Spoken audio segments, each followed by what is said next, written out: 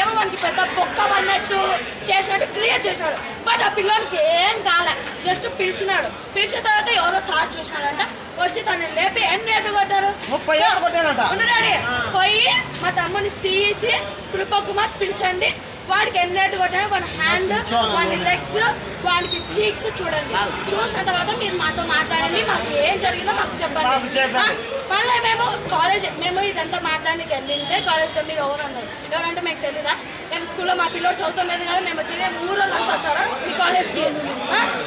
ఊరోళ్ళంతా వస్తారా కాలేజ్కి? ఏమన్నా వచ్చిందే? ఎవరో స్టాఫ్ అంట, మీరు వచ్చినారు, వస్తున్నారు, బయటకు పోయినంట. అవును, మా తమ్ముడి దగ్గర తప్పు లేదు కాబట్టి మేము గట్టిగా మాట్లాడతాం. మీ దగ్గర తప్పు ఉంది కాబట్టి సైలెంట్ గుండు అంటున్నారు. ఎందుకు ఉండాలా? మేము సైలెంట్. అదే చూడండి, ఇద్దరు పిల్లలు కొట్టారు.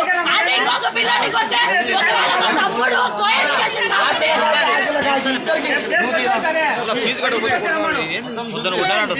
పూర్తిగా తీసే సొక్కనే ఇది 9 కొట్టినారు. 9 కొట్టే ఇప్పుడు కూడా తగ్గలేదంటే ఎన్నేళ్ళు కొట్టారు. ఎన్నేళ్ళు కొట్టారు? సీసీటీవీ తీయండి. ఇప్పుడు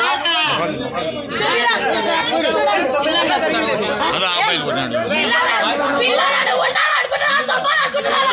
ఇది కాలేజ్, రౌడీ కాలేజ్ అది, రౌడీ కాలేజ్. ఏంటి కాలేజ్ అని తీసేసి రౌడీ కాలేజ్ అని పెట్టండి.